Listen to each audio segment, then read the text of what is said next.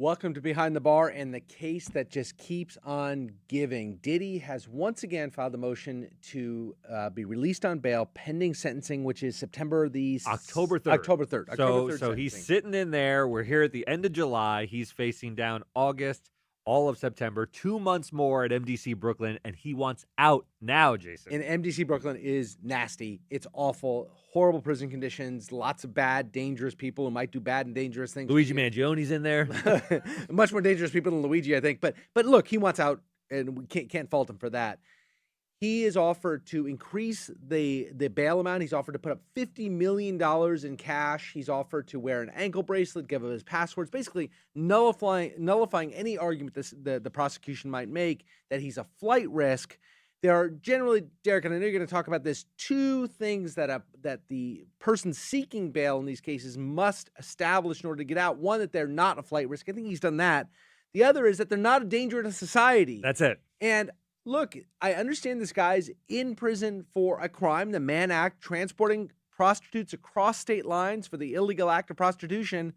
But honestly, is that big of a crime? I just wonder why he's in jail. There are people who kill people who get out on bail, but Diddy, who is guilty. Look, you and I, just let me say it. You and I think Diddy was guilty of a hell of a lot more. Yeah. But that's irrelevant. He wasn't convicted. He was not only not convicted, he was acquitted of those crimes. So we have to take the law as it is. He was convicted of 2 prostitution charges. Why are we holding him? Yeah, look, and Mark Agnifilo is making these points very, very forcefully in this motion. I think he's done a little bit more to try to get over that line to say, Judge, look at this case.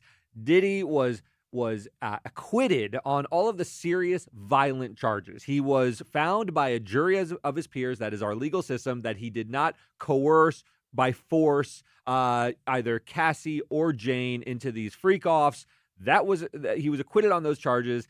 All he was found guilty of was the Mann Act, which is a transportation of prostitutes across state lines. And what he's saying is that's not a violent crime. What he did, there may be Mann Act cases that have some violent elements to them. That's not what went on here. And they really emphasize this is part of his swingers lifestyle. This is Diddy with committed girlfriends for a number of years, wanting to invite prostitutes into the bedroom. He even goes so far as to say he's kind of like a John, but not even a John, because he didn't hire the prostitutes for himself. These weren't women that he invited into the bedroom. That's a stupid distinction. I agree. Right? It doesn't he did hire it for himself. He got sexual gratification from watching it. Therefore, he hired it for himself. Of course he did. Yeah. In some respect, he hired it for himself because he enjoyed watching his girlfriends get banged by other men. But he's saying, look, this is not even that. What this is a guy and a woman in a committed relationship, inviting a third into the bedroom. They did pay for them, even though he goes out of his way to say the actual prostitutes that were on the stand said they weren't paid for their services. But we all farce. We all knew that was a farce. I mean, they weren't paid for their company; they were paid for their sexual services.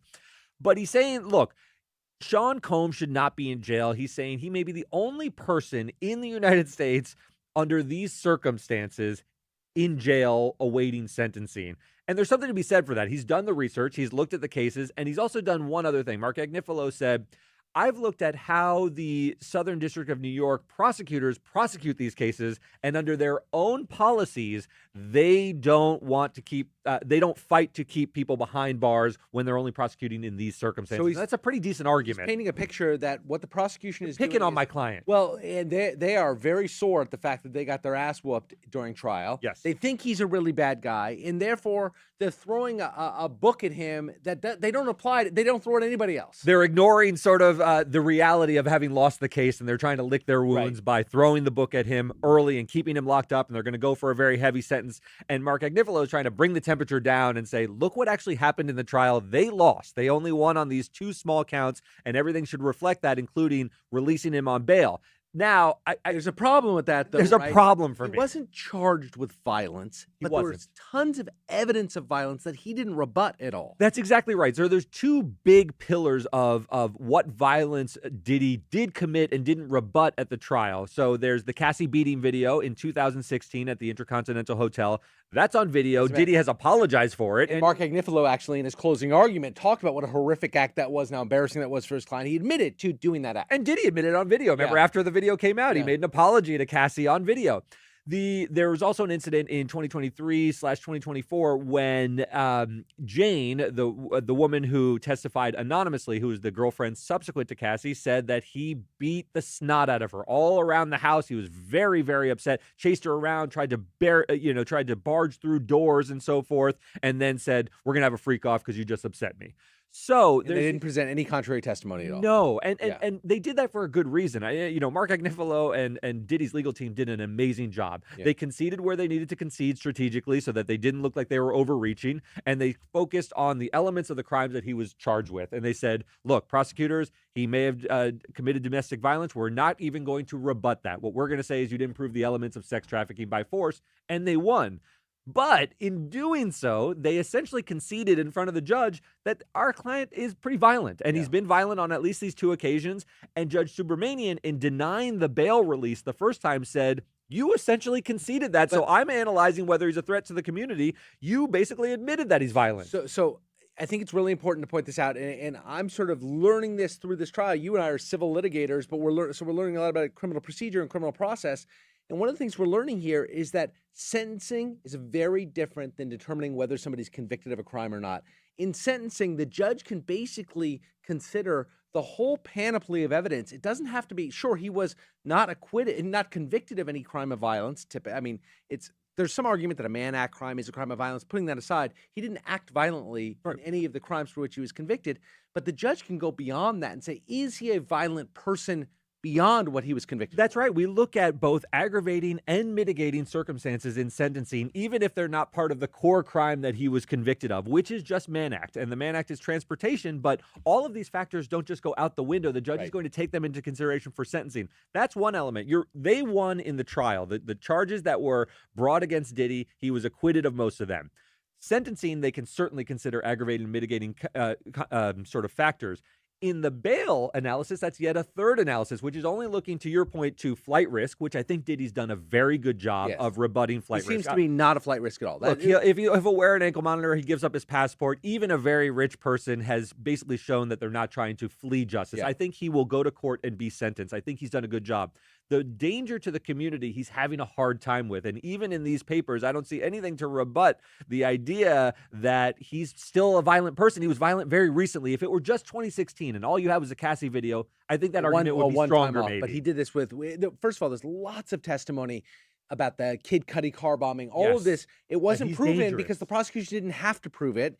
So they just put on this evidence that he's a danger, and then he beat the shit out of poor Jane, right? I mean, that was sort of unchallenged testimony about the horrific acts of violence. There was a lot of other testimony, hanging people over balconies, threatening them, bringing guns to confrontations with Suge Knight, that he was a violent person, even though, again, he wasn't charged with those and certainly wasn't convicted for them. Nevertheless, there was lots of evidence that he committed those That's acts. right, and the judge doesn't have to put his head in the sand as if he wasn't there for the trial. He heard all of this. He saw how Diddy's lawyers handled it. They didn't rebut it. They chose strategically not to rebut it for good reason. They won their case, but that stuff happened, and it wasn't rebutted, and Diddy is now paying the consequences of what was a good strategic decision for his trial to win the acquittal, has now bit him in the ass. And that's what's really happening here. I think it's sort of fascinating. Agnifilo's doing a great job. He's really got really good lawyers because they're trying to redirect the focus to, come on, Judge, he's not going anywhere.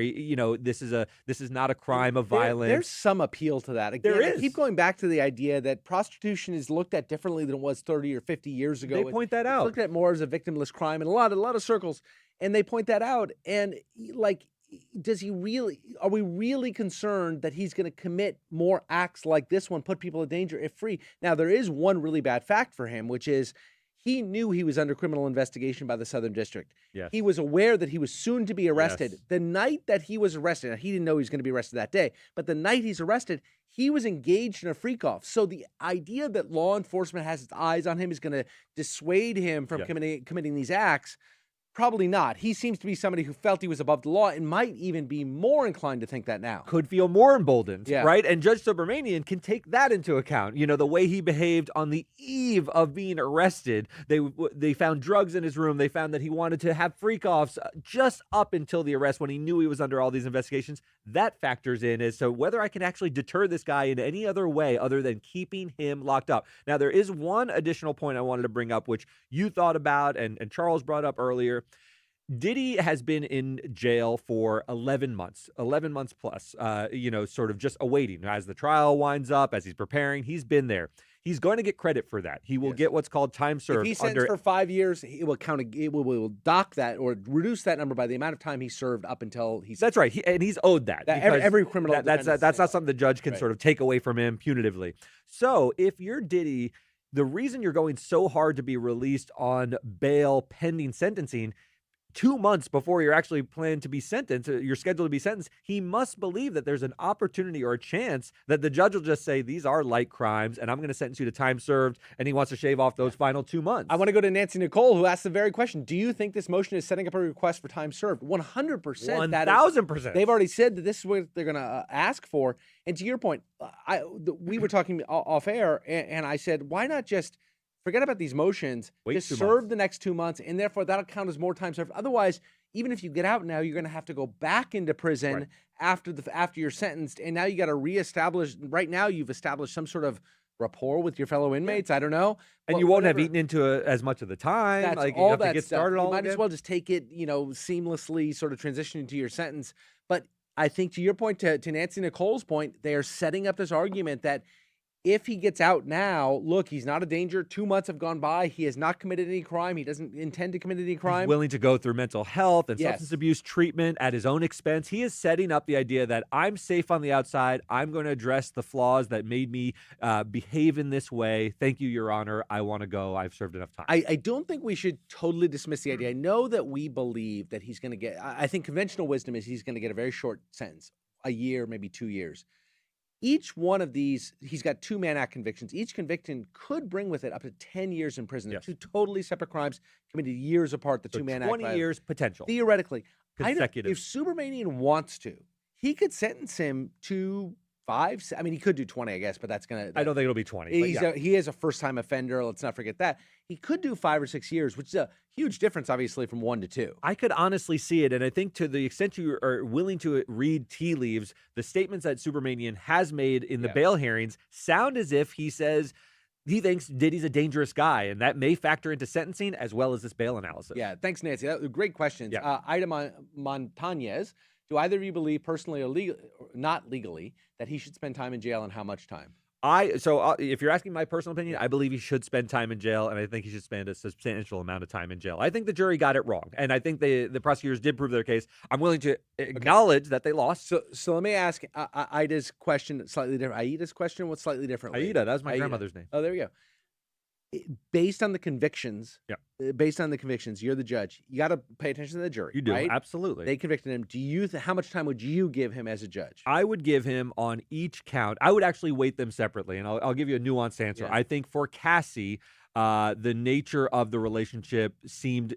I think they proved their case better with Cassie than they did with Jane. I would take that into account and give him 5 years for Cassie. I would give him 2.5 years for what Jane was able to prove. I'd give him 7.5 years total. I am anti-Diddy. I think he's a terrible human being. I called him. I feel a butt coming on many times. The crimes for which he has been convicted, we just don't sentence people for that amount of time, and it is not fair to say, "Well, I think he's a really bad guy, so I want to give him more." I just don't think he deserves that much time for the crimes for which he's been convicted. I think that's a totally fair argument. First-time offender. Yeah. I give him 3.5. What do you think of the aggravating factors that the judge, you said, could take into account? He could have been charged for those things, and he wasn't. I understand the judge could do it, but he could have been charged for domestic violence. He could have been charged for prostitution, state crimes of prostitution in a New York state court. He wasn't. They could still charge him for those things. And I agree with you. I'm biased by what I heard, but that he wasn't convicted. Yeah. And I am biased in that way. And I think the judge has to be careful in how much he wants to apply these aggravating factors, because there's a risk of being overturned on appeal. If he overreaches with the sentence, they could appeal the sentence. Yeah. Absolutely. Purple Yellow makes the point that, I guess, the Charles point, right? He just needs to bear down. Purple Yellow says, boy, I believe Diddy should not have been convicted. I agree with the judgment. But he just needs to bear down and tough it out until the October sentence. I think I would almost advise my client. Now, Well, no, gets but to- Diddy gets to dictate. lawyers love to file motions. This is what they get paid for. So you can see them advising him, hey, I think I can get you out. Why should you spend even another minute in MDC Brooklyn? Or Diddy saying, I can't spend another minute here. I'm miserable. There's no medical staff. I'm a middle-aged man. Oh, who knows what he's He going doesn't want to through. be there. Could be horrible. I mean, look, at the end of the day, let's not forget he has as many as 80 pending lawsuits against him. Ton. He is facing a world of civil litigation. He's worth a fortune. His legal bills, I'm going to guess, have been $25 million through this process. He's worth a fortune. He might have to pay, $100 million to resolve all these lawsuits against him. Still leaves him with a fortune, but I guess that's the sort of price, pound man, of flesh that he could be taken for. What happens with all those civil suits? It remains to be seen if they all just fall apart or if they extract these large settlements. I don't know. We had a poll. Do you think Diddy should be granted bail? At this point, yes. 27% of you think that Diddy should be granted bail. 72% say keep him locked up. That is a resounding majority that say this guy's still too dangerous to walk the streets. So I think that poll is quite telling. Thanks very much, guys. See you next time. Thanks.